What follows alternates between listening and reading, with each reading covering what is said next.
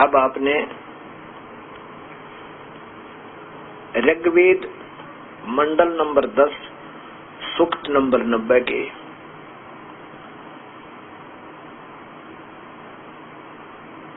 मंत्र अर्थात श्लोक नंबर 1, 2 और 3 लगातार देखे और सुने। प्रथम में है कि वो काल भगवान वो अपने सभी सारे के सारे लोक को और एक वृत्त आकार में रोक के और उससे भी न्यारा बैठा है वृत्तवान, जैसा कि आपने चित्र देखा। फिर दूसरे श्लोक में बताया कि जो उत्पन्न हो चुका है, जो उत्पन्न होने वाला है और जो वर्तमान में है वह सब पुरुष ही है, वो सब काल पुरुष का ही है। वो पुरुष ही है, वो तो पूर्ण परमात्मा है जो सब कुछ करेगा, जो कुछ भी है। और जो दूसरा जो भगवान है उत है अमृत स्वर, अमृत तवस्य। वो जो इससे आगे वाला जो भगवान है उत माने संदेह युक्त, अमृतस्य माने का अर्थ होता है अमृता का यानी अविनाशीपन का, ईशान स्वामी है। वो तो संदेह युक्त अविनाशी है जो सेकंड नंबर अक्षर पुरुष। वो क्षर पुरुष है पहले वाला बताया, विराट, हजार भुजाओं, हजार आंखों वाला, हजार पैरों वाला, सहस्रा शीर्षा सहस्राक्षा। और उसे दूसरे नंबर कहा कि ये भी संदेह युक्त है, संदेह युक्त है, अमृतव देने वाला है, पूर्ण नहीं है। फिर तीसरे श्लोक में बताया है इस पुरुष की जगत आदि विभूति है। इस अक्षर पुरुष की भी इतना ही व्योत है, इतनी ही समर्थता है, पूरी नहीं है। आगे बताया कि वह परमेश्वर तो इससे भी बड़ा है, वह पूर्ण परमात्मा तो इससे भी बड़ा है। फिर देख लीजिए, ये प्रथम श्लोक है सूक्त नंबर 90 का, सूक्त मंडल नंबर 10 का सूक्त नंबर 90 का। ये प्रथम श्लोक आपने देखा था, सहस्रा शीर्षा पुरुष है, सहस्रा शीर्षा परमेश्वर, ये ब्रह्म था है यहाँ पर, ब्रह्म यानी परमात्मा, ये हजार भुजाओं वाला, हजारों आंखों वाला। ये दूसरा है कि जो उत्पन्न हो चुका है और जो उत्पन्न होने वाला है और जो वर्तमान में है वह सब पुरुष ही है। उत है अमृत स्वर, अब पहले हो चुका है, आगे भी जो होगा यानी सेकंड नंबर पर ये आ चुका है परमात्मा। इनका अपने हिसाब से टीका जो सही ढंग से इसका सरलार्थ निष्पक्ष भाव से होगा, फिर देखना कितना स्पष्ट होगा। और वो उत है अमृत तवस्य यानी संदेह युक्त अमृता यानी मोक्ष का, ईशान माने स्वामी है, ईशान स्वामी है। और जो अन प्रकृति से बढ़ता है, क्योंकि ये भी प्रकृति से बढ़ता है, अन प्रकृति से बढ़ता उसका भी स्वामी है। यानी काल जो है प्रकृति से अपनी शेरा वाली से सृष्टि उत्पन्न करता है, वो ये जो अक्षर पुरुष है उससे बड़ा है, उसका स्वामी है। अब आगे देखो तीसरे श्लोक में, इतनी इस पुरुष की जगत आदि विभूतियां हैं और वह परमेश्वर तो इससे भी बड़ा है। इन्हीं के शब्दों में, वह परमेश्वर तो इससे भी बड़ा है। विश्व आदि उसके 3 पाद हैं, अर्थात ये उसके अंग हैं जो ऊपर के और नीचे के, नीचे का अलग नासवान पाद है, अंग है नीचे वाले जितने भी हैं तो उसी के। अब देखो ये तीनों में 3 परमात्मा सिद्ध हो गई, वो तो इससे भी बड़ा है। और अब देखिए इसी में श्लोक नंबर मंडल नंबर 10 का और सूक्त नंबर 90 का, इसमें 16 श्लोक है। अब नीचे वाला देखिएगा, ये सप्त, ये त्रिसप्त और ये सप्त। इसमें देखना त्रिसप्त का अर्थ, ये सप्त और त्रिसप्त 7 शंख ब्रह्मांड और त्रिसप्त माने 21 ब्रह्मांड। इन्होंने विचारों ने जैसा भी ज्ञान था अपने हिसाब से करने की चेष्टा की है। ये देखो ये त्रिसप्त का अर्थ 21, सप्त का अर्थ है 7।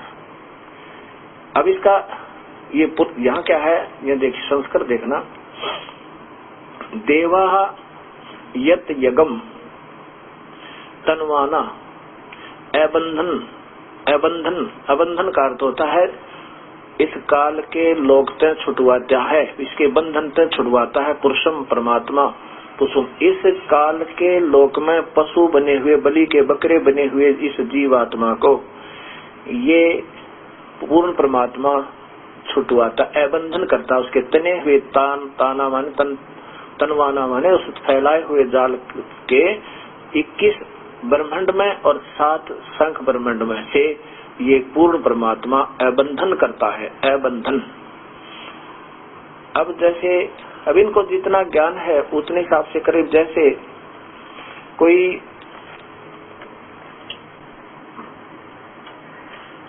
किसी व्यक्ति से कहे कि एक श्लोक है उसका सरलार्थ अनुवाद बताइए, क्या है कि रावण मांगन गया चून ताते लंक बही बिरून। वेद जो है ऐसे चौपाइयां हैं, ये श्लोक है। अब जिसने रामायण का पूर्ण ज्ञान है वो तुरंत बता देगा, और उसके लिए पूरी व्याख्या सुनानी पड़ेगी। एक श्लोक को का सरलार्थ करने के लिए, अनुवाद करने के लिए, रावण मांगन गया चून माने आटा, मांगने गया आटा, ताते लंक बही बैरून, जिसने रामायण का ही नहीं ज्ञान है तो कैसे बता सकता है? नहीं बता सकता। वही बता सका है कि जिसने ज्ञान है वो कहेगा कि रावण एक लंकेश्वर था, भगवान शिव का उपासक था, तमोगुणी। भगवान तमोगुण शिव है और शिव का उपासक रावण था। उसने भगवान शिव की साधना करके ओम नमः शिवाय आदि के मंत्र पढ़कर बहुत सिद्धियां प्राप्त की, और फिर उसकी लंका कैसे बैरून हुई, कैसे विनाश को प्राप्त हुई, उसके लिए श्री राम अवतार की पूरी रामायण सुनानी पड़े कि विष्णु जी के अवतार श्री राम आए, नारद जी के श्राप तय, राजा दशरथ के यहाँ जन्म हुआ, राजा जनक की मुंह बोली पुत्री सीता जी से ब्याह हुआ, विवाह के बाद कैकेयी के वर मांगने से श्री राम को वनवास हुआ। उस वनवास के दौरान, समय के दौरान सीता और श्री माता सीता जी और उनके लघु भ्राता श्री लक्ष्मण जी साथ थे।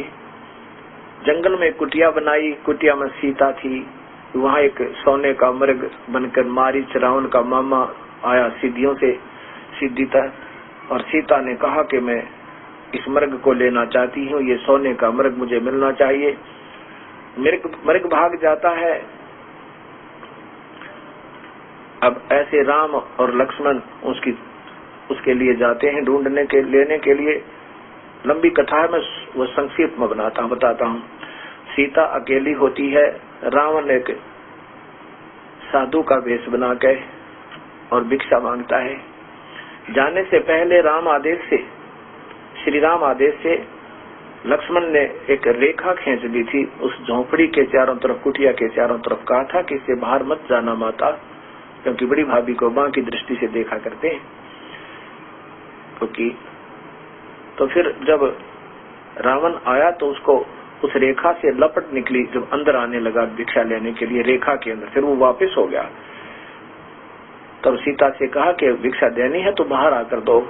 जब सीता जी बाहर आई माता, तो पापी रावण उठा ले गया और फिर युद्ध हुआ और लंका का विनाश हुआ। तो ऐसे पूरी रामायण सुनानी पड़े इस एक श्लोक को समझाने के लिए। ऐसे ये वेदों के मंत्र हैं जिनको पूरे ब्रह्मांडों का ज्ञान है, पूरी सृष्टि रचना का ज्ञान है।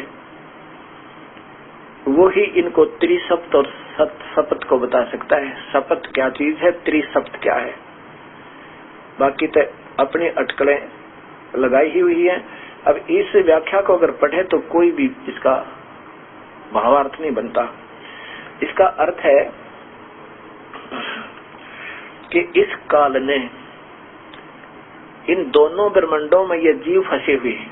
7 ब्रह्मांड, 7 संख ब्रह्मांड तो इसका अक्षर पुरुष यानी परब्रह्म के हैं और 21 ब्रह्मांड इस काल ब्रह्म के, ब्रह्म यानी क्षर पुरुष के हैं। इनमें ये दोनों ही ब्रह्मांडों में जीव दुखी है, जन्म मरण में है। ये तो एक कैद समझो, लेकिन इतना अंतर है कि अक्षर पुरुष के लोक में इस क्षर पुरुष के लोकों से ज्यादा सुखी है। उनकी आयु इनसे कई गुना लंबी है, इनसे ज्यादा शक्ति युक्त यानी अच्छे समर्थ वहां पर भक्ति के लोग रहते हैं। उससे ऊपर फिर पूर्ण परमात्मा सतलोक है, असंख्य ब्रह्मांड का मालिक है। तो ऐसा बताया जाना चाहिए था कि वो पूर्ण परमात्मा जो तीसरे श्लोक में बताया, बिल्कुल 3 श्लोकों में 3 ही भगवानों का, वो तो इन महापुरुषों के ही व्याख्या आपको बता रही है, इसमें 2 राय है ही नहीं।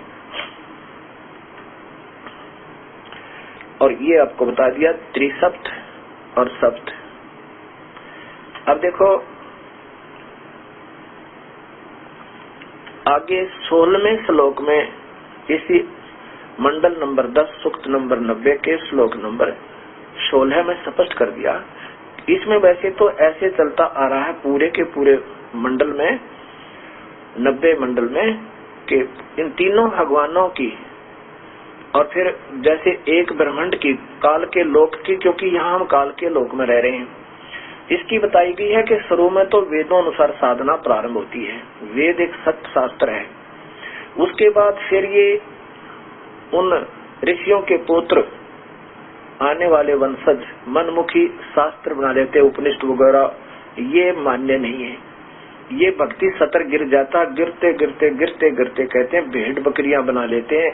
ओम जय जगदीश हरे स्वामी, जय जगदीश हरे हनुमान चालीसा, संतोषी माता के आरती है, इस तरह बना लेते। ऐसे ये सतर गिरता गिरता कहते हैं भेड़ बकरियां पर हाथी से उतर कर और भेड़ बकरियां पर बैठ जाते हो आकर के। कबीर इस संसार को समझाऊं के बारे, पूछ पकड़ के भेड़ की ये उतरा चावे पार। दरिया से पार होना और एक भेड़ की पूछड़ पकड़वा रखी नादान व्यक्ति ने कि ये तुझे पार कर देगी दरिया से। लेना चाहिए था नौका और पकड़े बैठे भेड़ की पूछ। और कोई कहे ये साधन ठीक नहीं, उसके नाराज क्यों होते हो? परीक्षण करवा उसका, और तो पूछा भी कहीं गलती तो नहीं होगी हमारे तय। और फिर अपना ठीक है आपका, अच्छा ठीक है आपका साधन तो आप करते रहिए, दबाव नहीं किसी पे, लेकिन विचार जरूर करना चाहिए। तो ऐसे बताया है कि जो ऐसा साधनाएं शुरू हो जाती हैं जो शास्त्र विरुद्ध होती हैं, इससे गिरते गिरते ये प्राणी 4 खानियों में बट जाते हैं। यहीं पर 84 के जन्म मरण के चक्रे माने चक्कर में आ जाते हैं। इसको निष्पक्ष भाव से कोई खोल के देखना विद्वान पुरुष, लेकिन इस सृष्टि रचना जो दास ने बताया इसको दृष्टिकोण रखना, मध्य नजर रखना, फिर बिल्कुल स्पष्ट हो जाएगा, कोई समस्या नहीं रहेगी। आप तो विद्वान पुरुष है और अच्छी तरह खोल सकते हैं, अब कोई किसी को बहका नहीं सकता। और मैं तो ये चाहता हूँ कि कहीं ये दास भी कोई ऐसी गलती ना कर जाओ जो समाज को आगे आनी उठानी पड़े।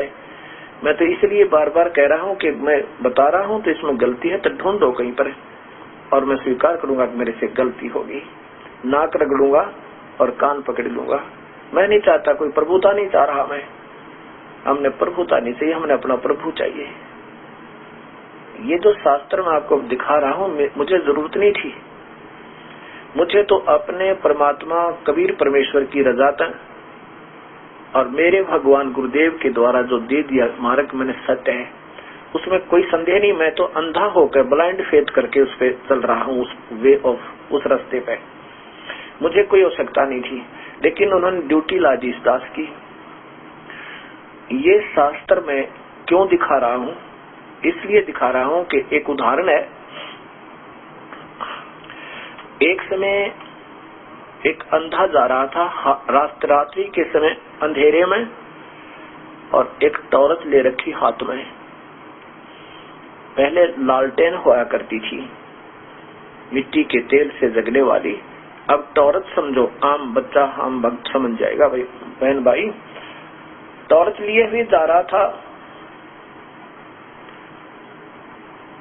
आगे से बच्चे आ रहे थे, बच्चों का शोर सुनकर खेलते हुए आ रहे थे।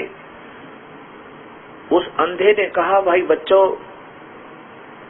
जरा देखकर चलना, मैं अंधा हूं, मुझे कुछ दिखाई नहीं दे रहा है। वो बच्चे पास आए और कहने लगे, बाबा आप अंधे हो तो टॉर्च किस लिए? आपको क्या दिखाई देता इस टॉर्च से? आपके क्या काम है ये टॉर्च, ये बैटरी, ये लालटेन?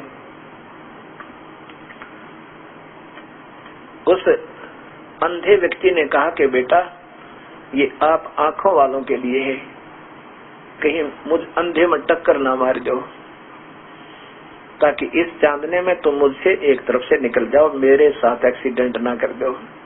ये शास्त्र, ये दास इसलिए आपको ऐसे टॉर्च दिखा रहा है कि इस दास से वाद विवाद ना करें, अपने शास्त्र देख लो। ये टॉर्च है आपके लिए, मुझे आवश्यकता नहीं थी इनकी।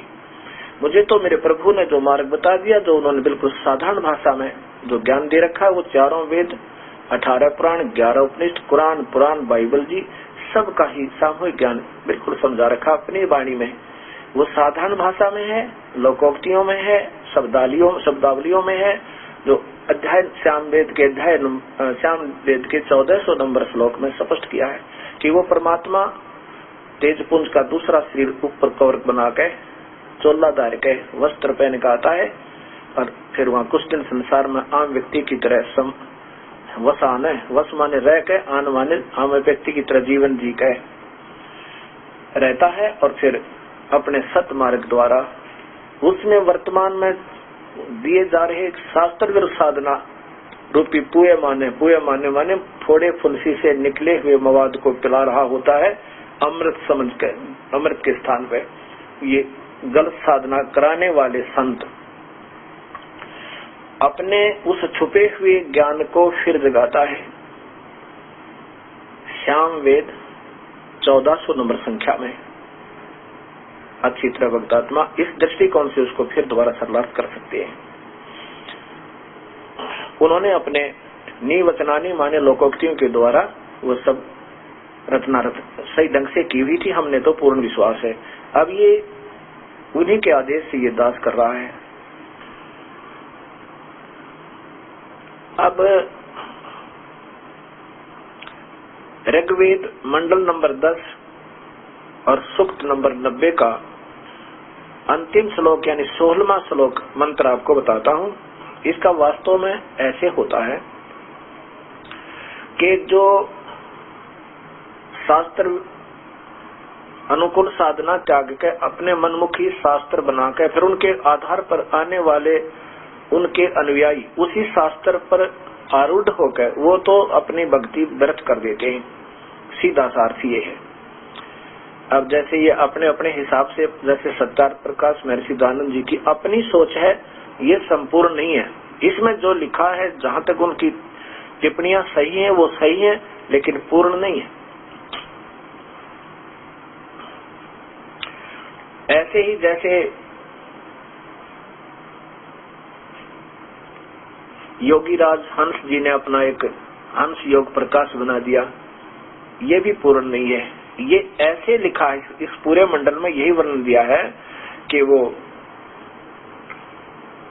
उन महापुरुषों के अनुयायी, उनके वंशज, जो महर्षियों के जहाँ से सत्य भक्ति प्रारंभ हुई थी ब्रह्म की, यानी वेदों अनुसार, जैसे गीता जी के 17वें अध्याय का श्लोक नंबर 23 में लिखा है कि ओम तत्सत इति ब्रह्मणे त्रिविध समर्थ है, इति निर्देश है, त्रिविध समर्थ है। और फिर ये सृष्टि के प्रारंभ में, जब ये सृष्टि प्रारंभ हुई थी, उस समय ब्राह्मण लोग, विद्वान पुरुष ऐसे ही भक्ति करते थे। फिर ये गीता जी में कहा कि अर्जुन, ये ज्ञान बीच में मैंने सूर्य से सुना था, ब्रह्म कह रहा है उसने अपने पुत्र उसने अपने पुत्र, फिर वो गुप्त हो गया, यानी फिर मनमुखी साधना उपनिष्ठ बन गए। फिर कहता अब मैं तुझे फिर बता रहा हूँ उसी सही शास्त्र को, वेदों का सत्य ज्ञान। जिससे ये भी सिद्ध होता है कि बीच में वेद भी लुप्त हो गए होंगे, तभी तो महर्षि वेद व्यासी ने दोबारा इनकी रचना की गई।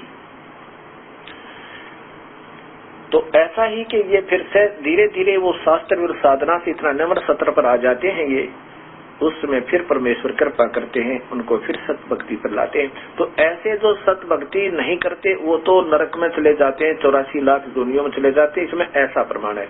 और जो शास्त्र अनुकूल साधना करते हैं, जो पूर्ण परमात्मा के बताए हुए मार्ग पे, वो भक्तात्मा, वो देवा माने वो भक्तात्मा, और सत भक्ति करने से भक्ति से नाम के कमाईते उनमें शक्ति आ जाती है, भक्ति के धनी हो जाते हैं और उस कमाई के आधार पर उस स्थान पर चले जाते हैं जहाँ पहले की सृष्टि वाले लोग भक्तात्मा रहते हैं। यानी जो सतलोक सबसे पहले रचा गया था, वहाँ जो प्राणी रहते हैं वहाँ चले जाते हैं। फिर ये वापस, अब इनके द्वारा भी आपको थोड़ी थोड़ी झलक मिलेगी, क्योंकि ये सही ज्ञान ना होने से विचलित हो गए। नहीं तो ये विद्वान पुरुष थे, ये तो इतना छान जाते, दूध और पानी कमाल कर देते। लेकिन जब ज्ञान ही नहीं, सटोरी का ही नहीं पता, तो ये करेंगे कैसे, कैसे सरलाप कर सकते हैं।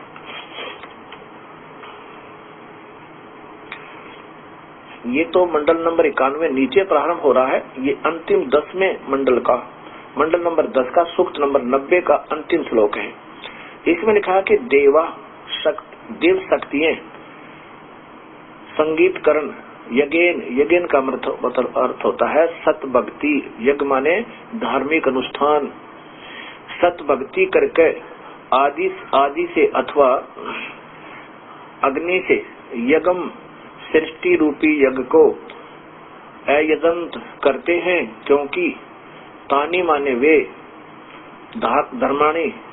धर्माणी संसार के धारक बल, प्रथमानी मुख्य आसन माने हैं। इसका सीधा अर्थ बना है कि जो ढंग से भक्ति करते हैं और वो ये देखो धार्मिक कर्मों के यानी मुखिया हैं, वो सही ढंग के प्रथमानी यानी 1 नंबर के हैं, उनमें सही विधिवत साधना कर रहे हैं। ते है वे ही महिमान यानी महान सामर्थ्य वाले हुए। जो सत भक्ति करते हैं वो महिमान यानी महिमान का अर्थ है कि वे शक्तिशाली हो गए। भक्ति से ही भक्ति करने से उनमें भक्ति कमाई होगी, और जिसके कारण नाकम माने आनंद स्वरूप परमेश्वर को निमित्त कारण रूप में प्राप्त करते हैं। यानी उस सच्ची भक्ति के कारण उस आनंद कंद परमात्मा को प्राप्त करते हैं। आनंद कंद परमात्मा को, क्योंकि वहाँ परमात्मा आकार में है, तभी तो वेद में लिखा प्राप्त करते हैं।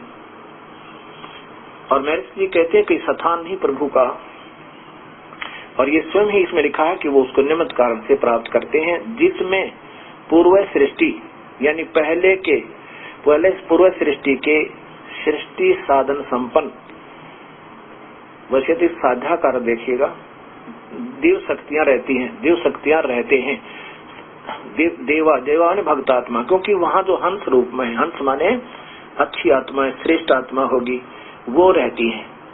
वो शक्तियां कभी सतलोक में है, वहाँ चली जाती हैं उस पूर्व सृष्टि के, जिसमें वहाँ उस स्थान पर चले जाते हैं, उस परमात्मा को प्राप्त कर लेते हैं। बड़ा पीछे करिए, देखिएगा पीछे ना, पूरा देखो इसको एक बार, पूरा श्लोक एक ही बार देख लीजिए। बस यहाँ देखो, देव शक्तियां संगीत कारण आदि से अथवा अग्नि से सृष्टि रूपी यज्ञ को करते हैं। यानी यज्ञ का अर्थ होता है यज्ञेन यज्ञम, सत भक्ति यज्ञ के करने से जो पूजा ढंग से करते हैं वे संसार के धारक बल, धर्माणी माने धार्मिक कर्म अच्छे ढंग से करने वाले 1 नंबर के हो गए, यानी प्रमुख हो गए, वो सबसे श्रेष्ठ है। सीधा अर्थ बना इसका। और वे ही महान सामर्थ्य वाले हुए, यानी उन जो सही भक्ति करेंगे उनमें नाम की कमाई बनेगी, जो गलत नाम जाप करेंगे वो 0 हो जाएंगे, वो तो भक्ति रहित हो जाएंगे। और जो सत भक्ति कर रहे हैं वो अच्छी कमाई वाले हो गए। और उसके कारण हुए हैं, वही महान सामर्थ्य वाले हुए और उसको आनंद स्वरूप परमेश्वर को उसी निमित्त कारण से, उस सत भक्ति की कमाई के कारण से प्राप्त करते हैं। सीधा सारथ बने इसका। और जिसमें पूर्व सृष्टि के वहाँ कहाँ चले जाते हैं, कहाँ प्राप्त करते हैं, वहाँ चले जाते हैं जिसमें पहले वाली सृष्टि यानी सतलोक में ये साझा भक्त आत्मा रहते हैं, जीव शक्तियां रहते हैं। पता इसमें दो बात है नहीं। अब फिर देखिएगा ये सत्यार्थ प्रकाश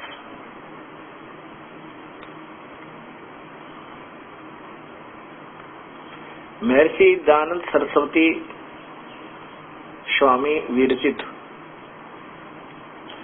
वैदिक प्रकाशक हैं, वैदिक पुस्तकालय दयानंद आश्रम केसरगंज अजमेर।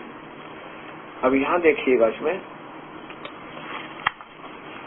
प्रश्न, ये समोल्लास नंबर आप देखिएगा, ये सप्तम समोल्लास प्रश्न नंबर 188 और फिर ये देखिएगा 89 पृष्ठ पे, प्रश्न नंबर 189 189 पे।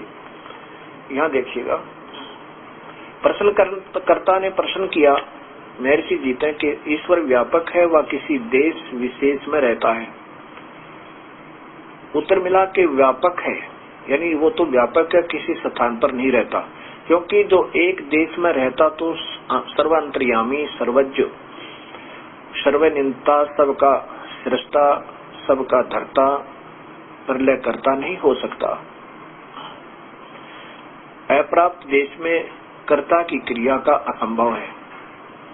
सबस कहते हैं कि किसी स्थान पर नहीं रहता, कोई धाम, कोई लोक, कोई स्थान नहीं है, कह रहे महाराज महर्षि जी। और फिर ये देखिएगा आगे, किसी ने प्रश्न पूछा, ये समोल्लास नंबर सत्यार्थ प्रकाश समोल्लास सप्तम समोल्लास प्रश्न नंबर 200 पे नीचे देखिएगा। प्रश्नकर्ता ने प्रश्न किया ईश्वर अपने भक्तों के पाप अक्षमा करता है व नहीं? महर्षि जी का उत्तर नहीं, क्योंकि जो पाप अक्षमा करे तो उसका न्याय नष्ट और सब मनुष्य महापापी हो जाएं, क्योंकि उनको पाप करने में उत्साह और निर्भयता हो। जैसे कोई राजा अपराधियों के पाप की क्षमा करे तो वे अधिक पापी हो सके, अधिक अपराध पाप करने लगे, और जो अपराध नहीं करता है वह भी अपराध करने से न डरेगा। इसलिए सब कर्मों का यथावत फल देना ईश्वर का काम है, अक्षमा करना नहीं। अब इससे सिद्ध हो गया आपको स्वयं ही कि महर्षि जी का अंतिम फैसला है कि पाप नहीं कट सकते। और फिर कहा कि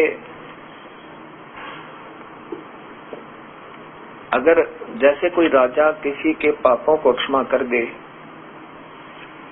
तो वो ज्यादा पाप करने लग जाएंगे।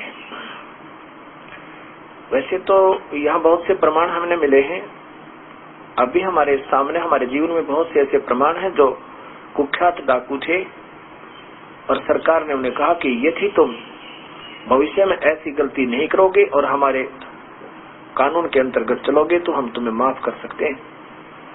उनको माफ कर दिया और वो भविष्य में एक नेक व्यक्ति कहलाए बन गए। ऐसा तो राजा लोग भी करते हैं, जो उनके अनुसार चले अर्थात उनके भक्त बन जाए तो राजा भी माफ कर देते हैं। ये तो आपके सामने सैकड़ों प्रमाण है थे। पीछे पंजाब में कितना उग्रवाद फैल गया था, अनजान बच्चे गलती कर बैठे थे, सरकार ने सोचा भी बच्चे हैं अपने, हो जाती है गलती। कहा बच्चों आगे से गलती नहीं करोगे तो तुम्हें अपनी फिर मुख्य धारा में ले लेंगे, तुम्हारे सब पाप काट देंगे, सब थारे आपके ऊपर जो जितने मुकदमे वापस ले लेंगे। जिन्होंने स्वीकृति दे दी उनको बरी कर दिया, कोई केस नहीं चला। ये आज भी प्रमाण है। और महर्षि जी स्वयं ये यजुर्वेद बता रहा है। अब ये मेरी मजबूरी होगी ये शास्त्र दिखाना, द्वेष ना समझना।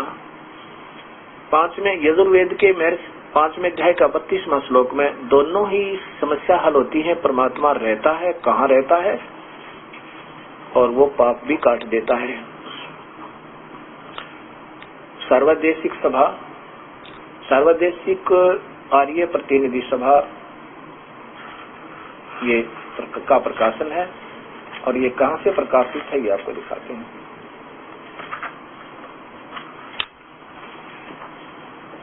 ये यजुर्वेद महर्षि दयानंद जी का चित्र,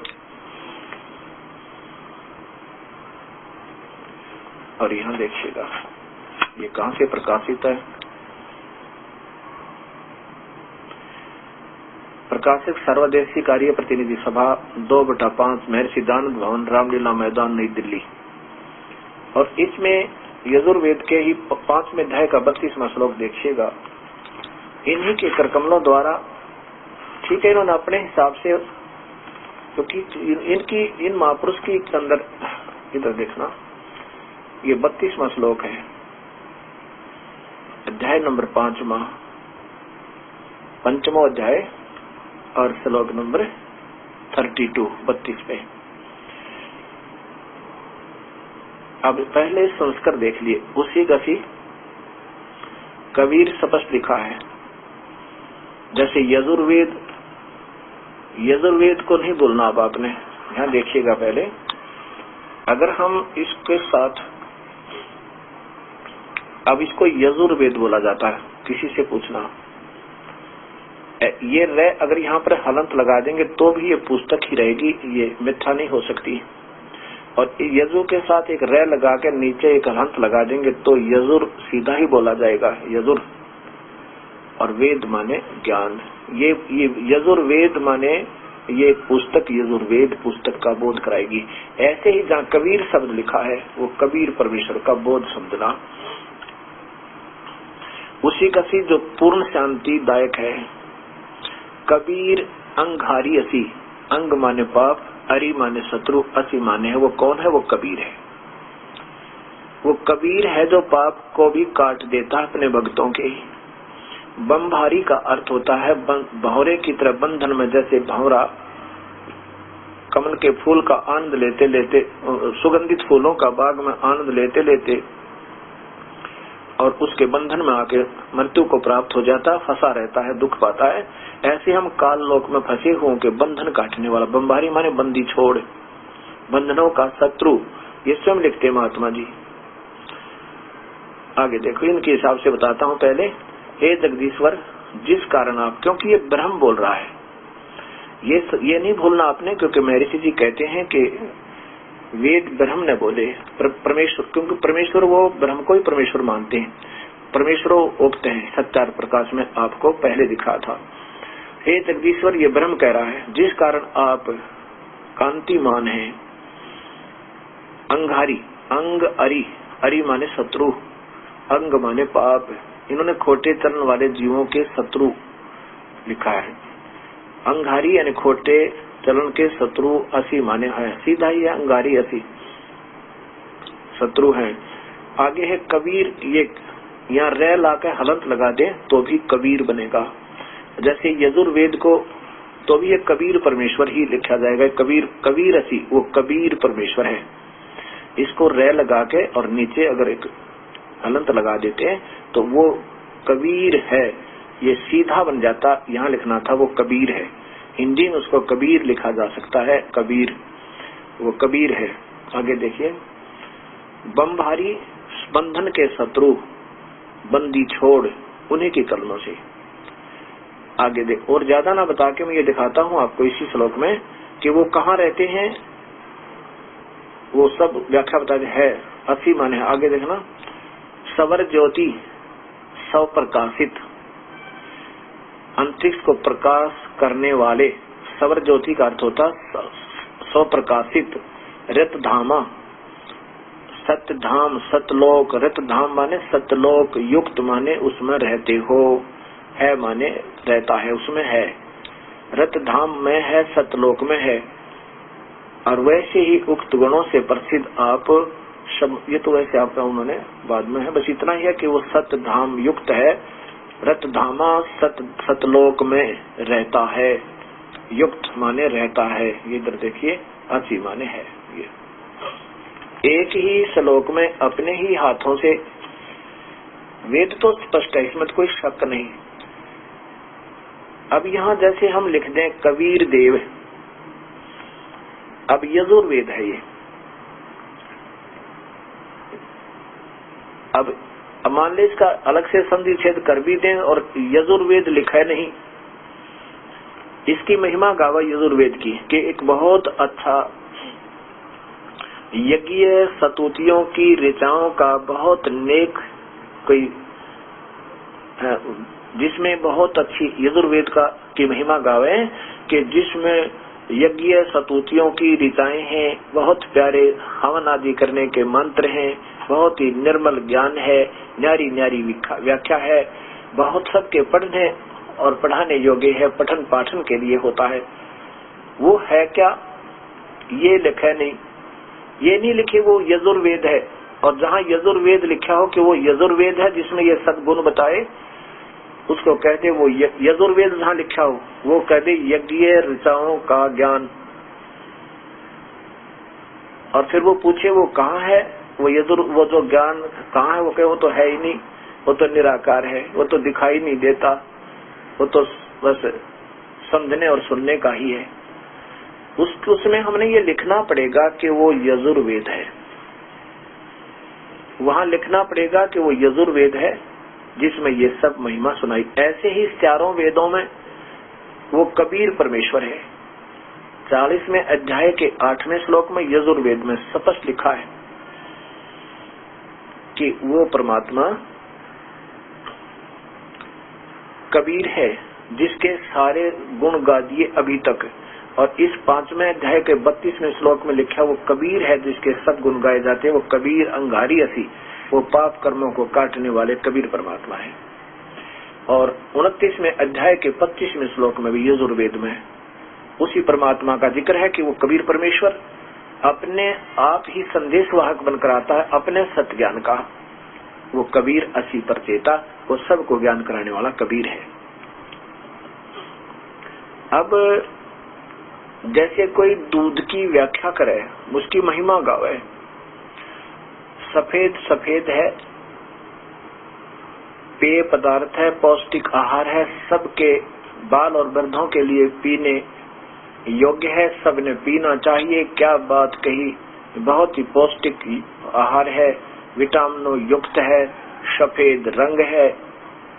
और जहाँ लिखा हो कि वो दूध है, वहां लिख दे कि वो तो सफेद सफेद पेय पदार्थ है।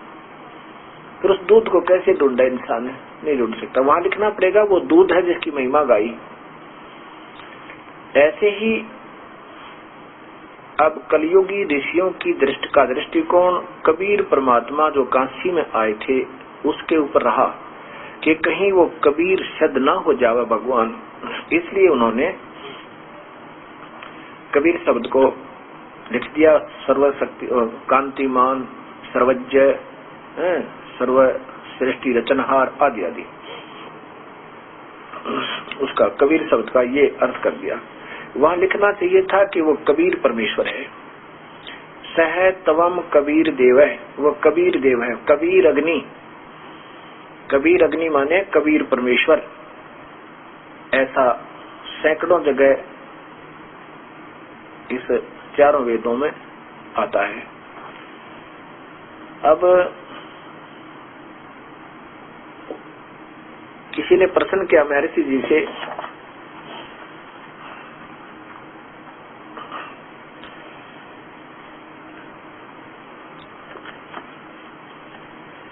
कि परमात्मा आकार है या निराकार, उसका जिक्र चल रहा है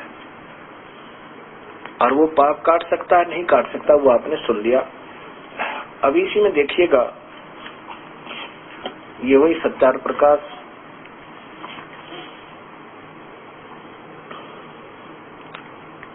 महर्षि दयानंद सरस्वती द्वारा रचित और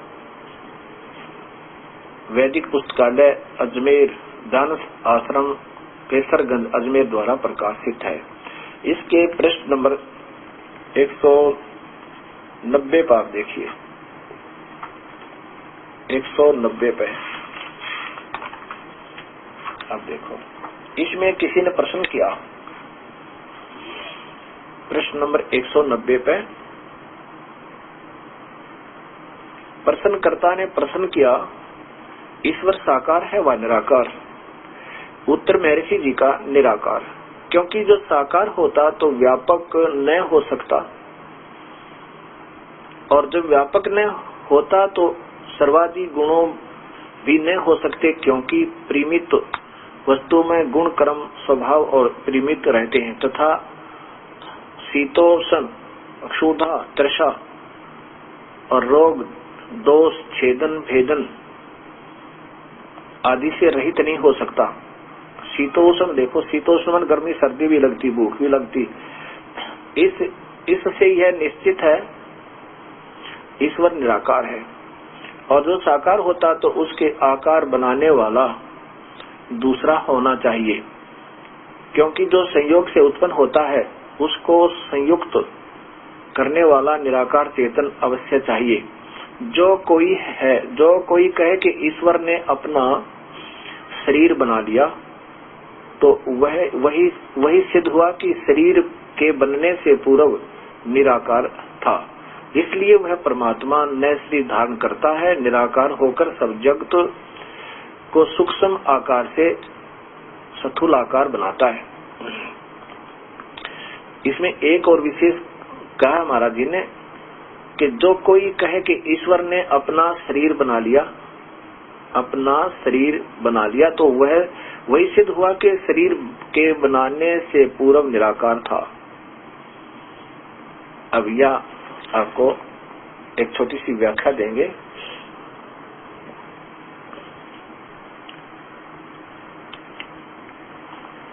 महर्षि जी का मानना है कि परमात्मा निराकार है, और यदि परमात्मा आकार में आवे तो उसको भूख लगे, गर्मी सतावे, सर्दी सतावे, और आकार में आया है तो इसका मतलब पहले निराकार था। कितना अच्छा प्रश्न उन्होंने करने की कोशिश की है, उत्तर देने की कोशिश की है।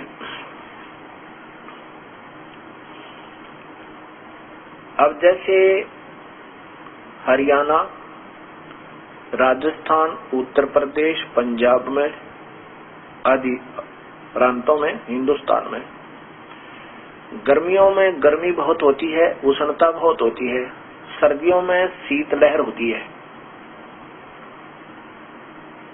और आज से लगभग 200 वर्ष पीछे जाओ, सैकड़ों वर्ष पीछे जाओ, देखें हम उसमें हिंदुस्तान में कितनी अशिक्षा थी और कैसे साधन थे यहाँ पर। उस समय कोई एक व्यक्ति से दूसरा व्यक्ति अनजान से अनजान पूछे कि राजा कैसा होता है, क्या मनुष्य जैसा होता है, तो उत्तर मिले उस कोई भोली भाली आत्मा है जिसको बिल्कुल ज्ञान ना, वो कहेगा राजा तो है ही नहीं, वो मनुष्य रूप में थोड़ा ही है। और यदि मनुष्य रूप में हो और उसने यहाँ राजस्थान में, हरियाणा में, पंजाब में गर्मियों में आना पड़े तो गर्मी लगे, सर्दियों में आना लगे तो उसको सर्दी सतावे, भूख लगे, प्यास लगे, और तो ऐसी गलती भगवान नहीं करे। और उसको फिर बनाने वाला कोई और चाहिए, क्योंकि दो के बिना ये परमात्मा, दो के संयोग बिना प्रभु की यानी किसी जीव की उत्पत्ति नहीं मानते महर्षि जी। और स्वयं मानते हैं कि परमात्मा ने सबसे पहले यंग जवान जोड़े नर और मादा उत्पन्न किए, स्त्री मनुष्य, स्त्री और पुरुष। और कहता है कि संयोग के बिना नहीं हो सकता, इसलिए प्रभु को बनाने वाला कोई और चाहिए। वो परमात्मा जब इतनी बड़ी कला कर सके है तो उसने अपनी लीला, अपनी कला, अपने को सूक्ष्म बना लेना और उसको आकार बना लेना, निराकार दिखाना, यानी ना दिखे ऐसा कर लेना, प्रत्यक्ष हो जाना, उसके बच्चों का बाएं हाथ का खेल उनके लिए। अब जैसे राजा राजस्थान में आवेगा उसको हमारे की तरह हमने रिक्शा में बैठ कर गर्मी लगे, साइकिल चलाना पड़े, कितना कष्ट उठाना पड़े, मजदूरी करनी पड़े, राजा को ये सब नहीं करनी पड़ेंगी। और जब वो आएगा एयर कंडीशन कार उसके साथ होगी और खाने और पीने की व्यवस्था उसके आगे से आगे होगी, उसको कोई कष्ट नहीं होगा। ऐसे ही परमात्मा, वैसे तो परमात्मा को कोई कष्ट हो ही नहीं सकता, चाहे वो शरीर में आवे चाहे बिना शरीर आवे। इतनी शक्ति प्रभु में होती है, इतनी नहीं है तो फिर वो प्रभु कैसे कह सकते हैं उनको।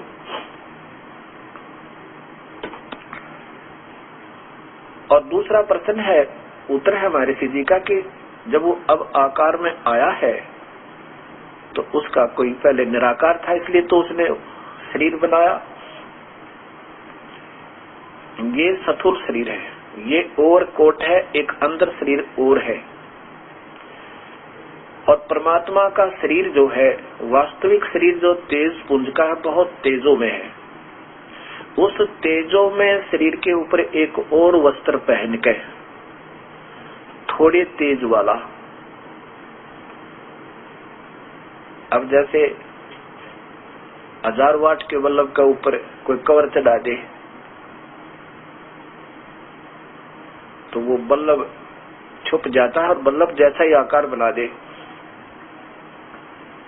उसमें से प्रकाश न दिखे, ऐसा समझो। तो वो परमात्मा अपना और तेज पुंज का शरीर, वैसा ही शरीर मनुष्य जैसा प्रभु है और वैसा ही अन्य शरीर बना के उसके ऊपर और कोट पहन के, चोला वस्त्र।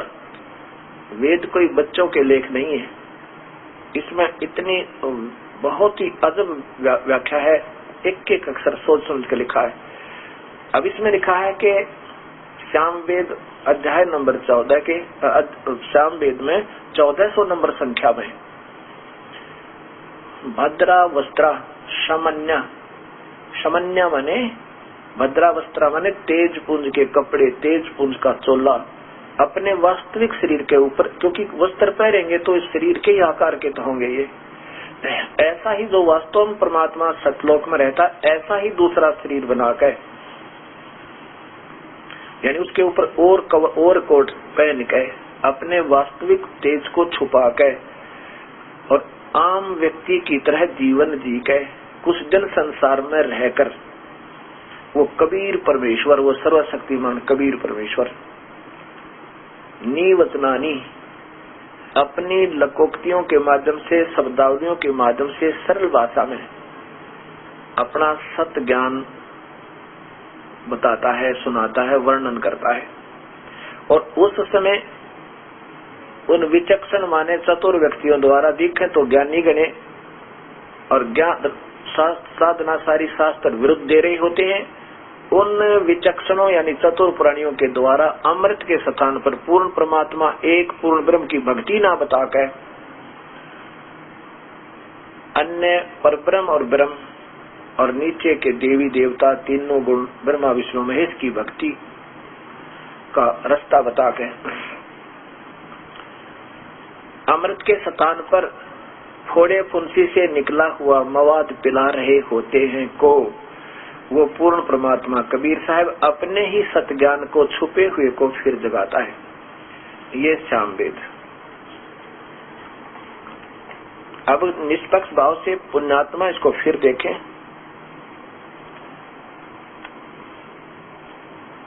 ये देखिएगा, सामवेद वही सर्व देशिक प्रतिनिधि सभा का प्रकाशन, और ये कहाँ से प्रकाशित है ये देखिएगा। सामवेद भाषाभ्यास है, स्वर्गीय पंडित तुलसी राम स्वामी कृत और प्रकाशक है सार्वदेशिक आर्य प्रतिनिधि सभा 3/5 महर्षि दानंद भवन, आसफ अली रोड, नई दिल्ली, इतना दूरवास। इसमें 1400 नंबर संख्या। सामवेद में एक विशेषता है कि इसमें संख्या नंबर सीधा लिखा है, तो विचलित हो ही नहीं सकता। ये देखो, ये 1400 नंबर है। भद्रा वस्त्रा, ये कबीर महान कबीर नीवचनानी संसन, ये देखो भद्रा वस्त्रा, तेज पुंज का चोला धारण करके, थोड़े तेज वाला मनुष्य जैसा, सामान्य उसी के समान दूसरा रूप बना के, वस आने, वस माने रह के, आने माने जीवन जी का व्यक्ति की तरह जीवन दिखा के रहता है। महान कबीर, वो सर्वशक्तिमान कबीर परमेश्वर, नीवचनानी संसन, नीवचनानी अपने लोकोक्तियों शब्दावलियों के माध्यम से सत्य ज्ञान संसन यानी वर्णन करता है।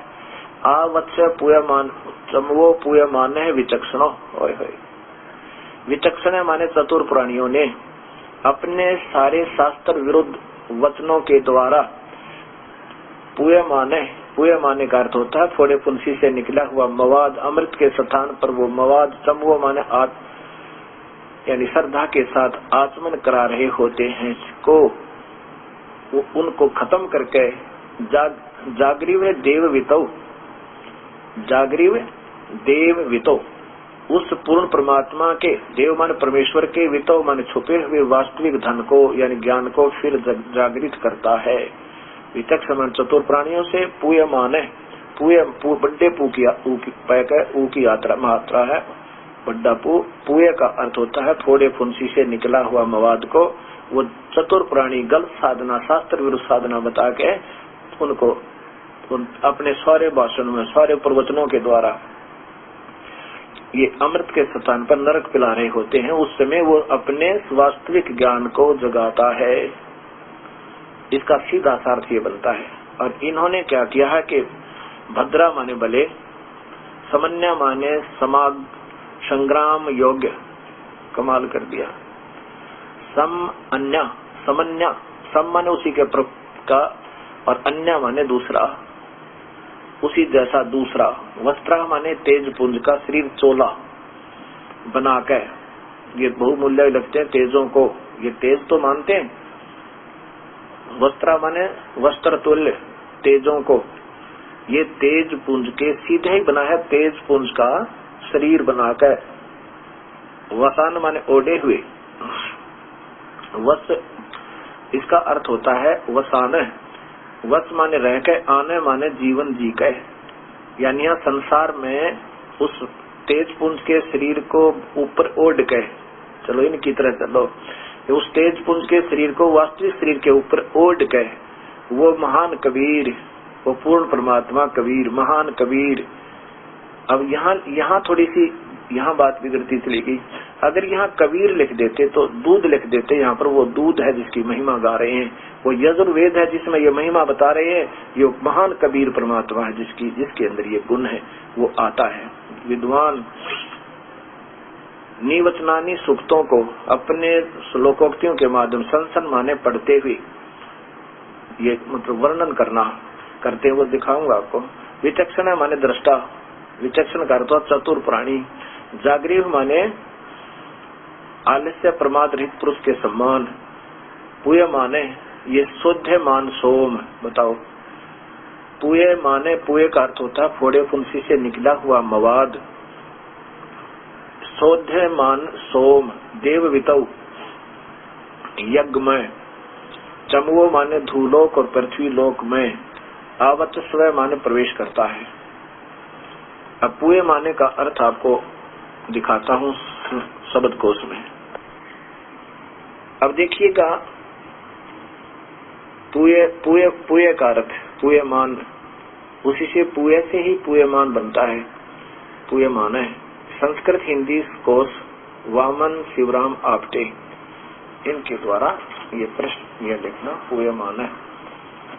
पूयम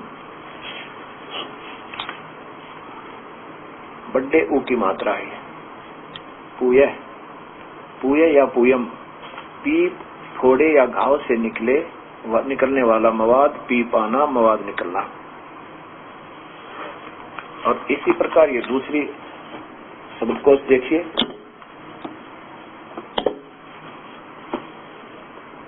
भाषा शब्दकोश,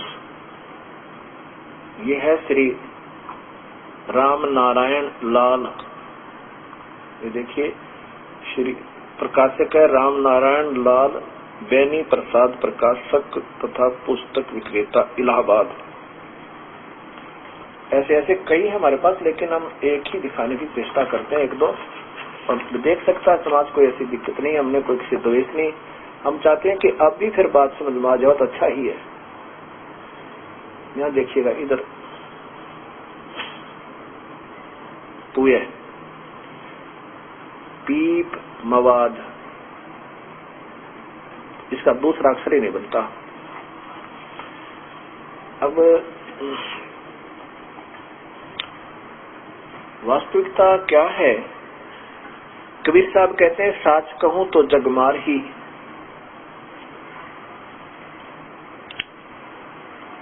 साच कहूं जगमार ही, और झूठ कही ना जाई हो, और साच न पूरा पावते ये झूठे जगपति आई हो। सच्चाई बताओ तो नाराज होंगे, महसूस करेंगे, लेकिन ऐसा नहीं चाहिए। इसको फिर देखना चाहिए हमने। कोई बात नहीं, ना जाने ये तो कितने युगों का उलझा हुआ ज्ञान है, जब सुलझ जा तभी ठीक है। महर्षि दानव जी ने बहुत अनमोल काम किया है। वेदों को सत्य ज्ञान बताना और उसके ऊपर आरूढ़ कर देना,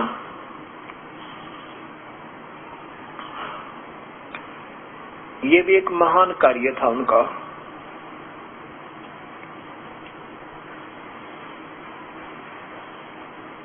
न जाने कितने युगों से उलझा हुआ ये ज्ञान है। अब सभी विद्वान भक्तात्मा हो गई हैं। कोई एमए किया हुआ है संस्कृत से, किसी ने बीए किया हुआ है, कोई पीएचडी किए हुए हैं। अब जो दास बता रहा है, इसके आधार पर, इस कबीर साहब की द्वारा बताएगी सृष्टि रचना पर वेदों को फिर तलाश करो। मैं प्रभु का भूखा हूँ, प्रभुता का नहीं। मैं तो दास हूँ आपका। इस ज्ञान को समझाने में हो सकता है कोई ऐसा भी शब्द दास से उक्त हो या गो कहा गया हो कि जो आपको अभद्र लगा हो, उसके लिए क्षमा चाहूंगा। अब डॉक्टर का कोई शौक नहीं हुआ करता कि मवाद में हाथ देवे, उसका फर्ज होता है। अब कोई निंदा समझे तो उनकी अपनी मौज है, लेकिन निंदा नहीं है। और ऐसे यदि अब समय पर ऑपरेशन नहीं हुआ इस ज्ञान मार्ग का, तो ये बहुत भयंकर रूप धारण कर जाएगा। अभी कितना सतर गिर गया है कि इंसान को इंसान प्यार नहीं देता। बहन भाई के अंदर कितना लालच बढ़ गया। एक राजा दूसरे राजा को मारने को तैयार हो रहा है। ऐसे समय में हमने भक्ति मार्ग पर फिर आना होगा और प्रभु कृपा करेंगे तभी ये बात बनेगी। अब प्रभु कृपा कर रहे हैं, इसको कोई अपना प्रेस्टीज इशू, अपने महिमा का प्रश्न ना बनावे। इनको फिर देखे। मेरा यही प्रार्थना आप सभी से कि एक बार इन शास्त्रों को फिर देखो, और दास से कोई गलती होगी हो तो फिर क्षमा याचना करता हूँ, बार बार करता रहूंगा। और देखकर इसको फिर समाज को बताओ। अगर मैंने कोई गलत कह दिया हो तो फिर आप कहो, और मैं सारे समाज के सामने हाथ जोड़कर क्षमा मांगूंगा। अभी तो कुछ नहीं बिगड़ा है। ये तो आने वाले समय में अगर मैं गलत मार्गदर्शन कर जाऊं तो मैं पापी बनूं, दुष्ट आत्मा हो जाऊं। ऐसे अनमोल जीवन बर्बाद करने का इस मानुष जीवन को मैं ये दोष अपने सिर पर नहीं लेना चाहता। इसलिए बार बार आपके शास्त्र दिखा रहा हूं, क्योंकि ये आप घी है। ये समाज, भक्त समाज एक घी है। इसको इन वचनों के द्वारा गर्म किया जा रहा है, और ये गर्म होगा तो इसमें संशय जो आए हैं वो उत्पन्न होंगे, और फिर उनका निवारण होगा और ये शुद्ध हो जाएगा। मेरा सिर्फ ये उद्देश्य है। ना तो मैं प्रभुता का भूखा, ना मुझे शिष्यों की फौज चाहिए। अगर इस दास से उपदेश लेना है, सारे ज्ञान को समझकर सहर्ष हर्ष आ जाइए। हमारे बच्चों के तुल्य हो गए। बीड़ी शराब मांस तम्बाकू कभी पीना नहीं पिलाना। आन उपासना नहीं करनी, जो दास बताओ ऐसे ही करना। 5 यज्ञ करनी होंगी, 3 सतिथि में नाम मिलेगा। नाम तीनों बार आपने आश्रम में आके ही लेना होगा। हम जैसे परमात्मा अपने पेट भरने के लिए ना जाने देश और विदेश में कहाँ चले जाते हैं। एक राशन कार्ड पर राशन लेने के लिए जब खड़े होते हैं 3-3 घंटे लाइन लग जाती है और ना जाने कहाँ के कहाँ जाना पड़ जाता है प्रभु के लिए। यदि हम इतना भी समय नहीं रखेंगे तो फिर प्रभु प्रसन्न नहीं होगा। ये मनुष्य जीवन बार बार नहीं मिलता।